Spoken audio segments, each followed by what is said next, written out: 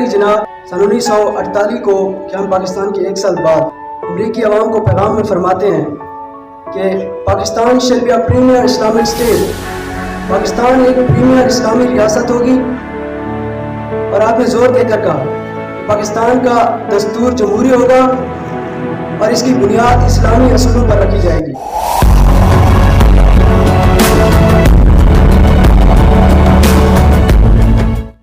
تھوڑا سا جو طالب علم کی حیثیت سے میرا مشاہدہ ہے کہ یہ بات میں نے پڑھی بھی، دیکھی بھی، اور اس سے ایک سبق بھی سیکھا کہ کہا جاتا ہے اگر کسی قوم کو، کسی ملک کو تباہ کرنا ہے تو اس کے نظریے کو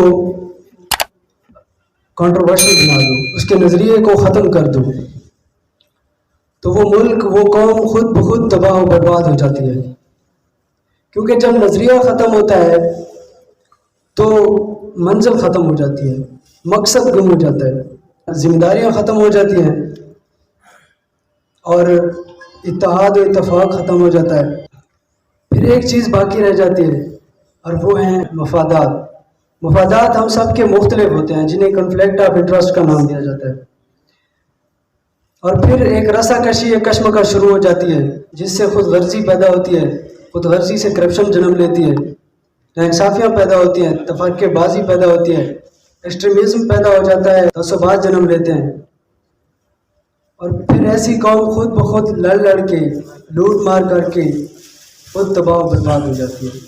آج جو ہمیں ہر محفل میں ایک دوسرے سے ایک سوال پوچھنا چاہیے کہ کیا ہم جانتے ہیں کہ نظریہ پاکستان کیا ہے؟ کیوں بنا تھا پاکستان؟ سر سید احمد خان سن 1894 میں جلندھر میں طالب علموں سے خطاب کرتے ہوئے فرماتے ہیں کہ میں دیکھ رہا ہوں یہ دو قومیں، ہندو اور مسلم، زیادہ عرصہ ایک دوسرے کے ساتھ نہیں چل سکیں گی۔ ان میں وقت گزرنے کے ساتھ ساتھ فاصلے بڑھیں گے، اور مسلمان فائدے میں رہیں گے ان سے علیحدہ ہو کر، اور مسلمانوں کی تعلیم اس وقت مکمل ہوگی جب یہ خود اس تعلیم کے مالک ہوں گے اور ان کے سروں پر کلمے کا تاج ہوگا۔ یہ کب فرمایا سر سید احمد خان نے؟ سن 1894 میں۔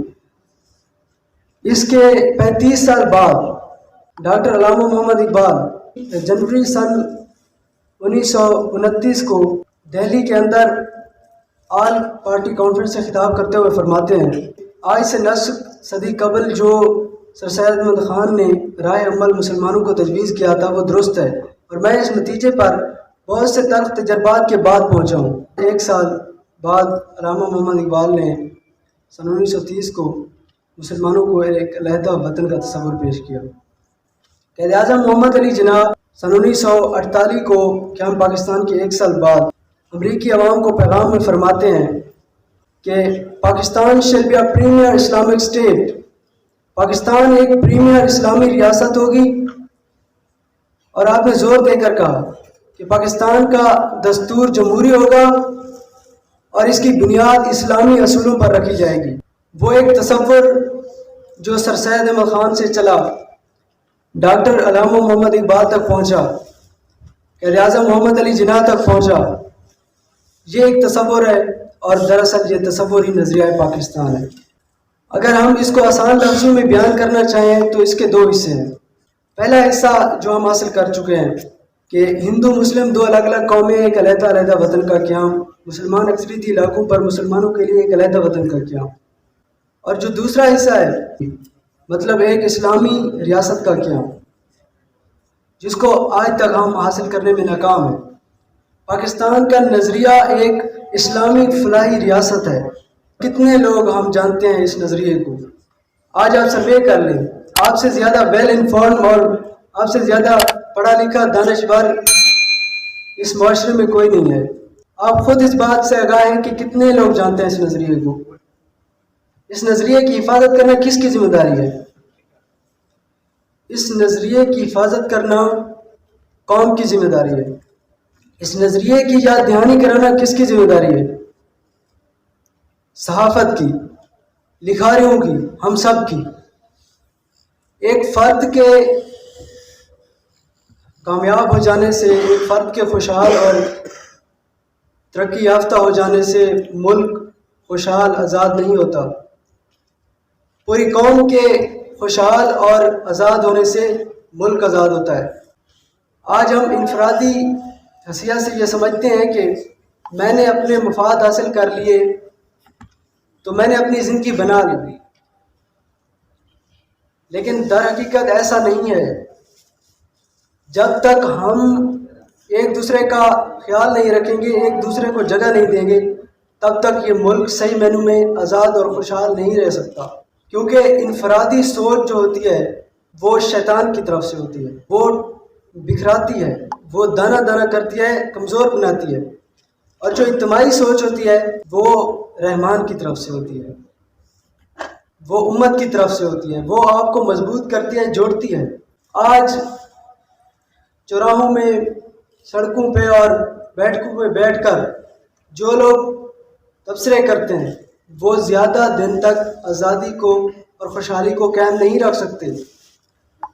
جن کے پاس ویژن ہوتا ہے، جن کے پاس یقین ہوتا ہے، ایمان ہوتا ہے، عمل ہوتا ہے، صبر ہوتا ہے، اور جو قربانی دے سکتے ہیں، جو اپنے آنے والے کل کے لیے اپنے آج کو قربان کر سکتے ہیں اپنی نسلوں کے لیے، وہ لوگ آزادی اور خوشحالی کو صحیح معنوں میں قائم رکھتے ہیں۔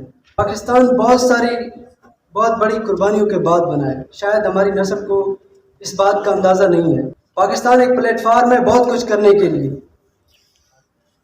جسے ایک رول ماڈل بننا تھا کہ ہمارے جو آباء و اجداد تھے سمندروں پہ جب وہ غوطہ زن ہوتے تھے اور سمندر انہیں راستے دیتے تھے، لیکن آج ہم خشکی کے اوپر کھڑے ہو کر ہم لوگ ڈوب رہے ہیں۔